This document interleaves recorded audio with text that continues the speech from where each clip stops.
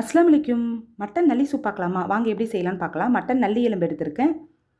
இப்போ அடுப்பில் குக்கரை ஹீட் பண்ண வச்சுருக்கேன். 2 ஸ்பூன் நல்லெண்ணெய் சேர்த்து, ஒரு பட்டை, 2 ஏலக்காய், 2 கிராம்பு சேர்த்து பொரிஞ்சதுக்கப்புறம் ஒரு பெரிய வெங்காயத்தை குட்டியாக கட் பண்ணி வச்சுருக்கேன். அதையும் சேர்த்து வதக்கி எடுத்துக்கலாம். வெங்காயம் ஓரளவு வதங்கினதுக்கப்புறம் 2 பச்சை மிளகா கீரி சேர்த்துருக்கேன். அதையும் நம்ம வதக்கி எடுத்துக்கலாம். வெங்காயம் பச்சை மிளகா நல்லா வதங்கினதுக்கப்புறம் இஞ்சி பூண்டு பேஸ்ட்டு சேர்த்துக்கலாம். 2 ஸ்பூன் இஞ்சி பூண்டு பேஸ்ட்டு சேர்த்துருக்கேன்.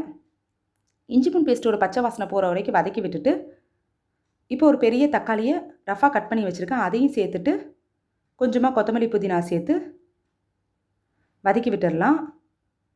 தக்காளி லேசாக வதங்கினதுக்கப்புறம் மட்டன் நல்லி எலும்பை சேர்த்து மிக்ஸ் பண்ணி விட்டுடலாம். மிக்ஸ் பண்ணிவிட்டு ஒரு 5 நிமிஷம் எண்ணெயிலே வதங்கட்டும் மட்டன். இப்போ இது கூட 1/2 ஸ்பூன் மஞ்சள் தூள் சேர்த்து மிக்ஸ் பண்ணி விட்டுடலாம். மிக்ஸ் பண்ணிவிட்டு இப்போ இந்த சூப்புக்கு தேவையான உப்பு சேர்த்துக்கோங்க. சேர்த்துட்டு அதையும் சேர்த்து நல்லா வதக்கி விட்டுடலாம்.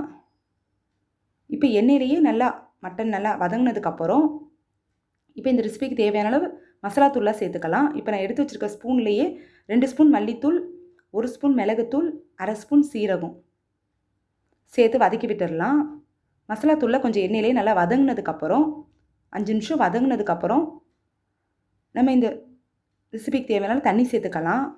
உங்களுக்கு எவ்வளோ சூப் தேவையோ அதுக்கேற்ற மாதிரி தண்ணி சேர்த்துக்கோங்க. இப்போ 4 பேர் நான் சாப்பிட்ற மாதிரி செஞ்சுருக்கேன். அப்போது ஒரு செம்பு தண்ணி சேர்த்துருக்குறேன். உங்களுக்கு எவ்வளோ தண்ணி வேணுமோ அது உங்களோட ஆப்ஷன் தான். இப்போ தண்ணி சேர்த்துட்டு நல்லா மிக்ஸ் பண்ணி விட்டுட்டு குக்கரை மூடி போட்டு ஒரு 4-5 விசில் மட்டன் நல்லி வேகிற அளவுக்கு விசில் விட்டுக்கோங்க.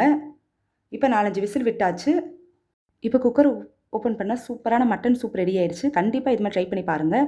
இப்போ இதை டிஃபனுக்கு சாப்பிடணுன்னா நீங்கள் தேங்காய், ஒரு துண்டு தேங்காய் கசகசா சேர்த்து அரைச்சி பேஸ்ட் பண்ணி போட்டிங்கன்னா திக்னஸ் வரும். இட்லி, தோசை, சப்பாத்தி எல்லாத்துக்குமே சாப்பிட்டுக்கலாம். கண்டிப்பாக இது மாதிரி ட்ரை பண்ணி பாருங்கள். இந்த வீடியோ பிடிச்சிருந்துச்சு லைக் பண்ணுங்கள். அஸ்ஸலாமு அலைக்கும்.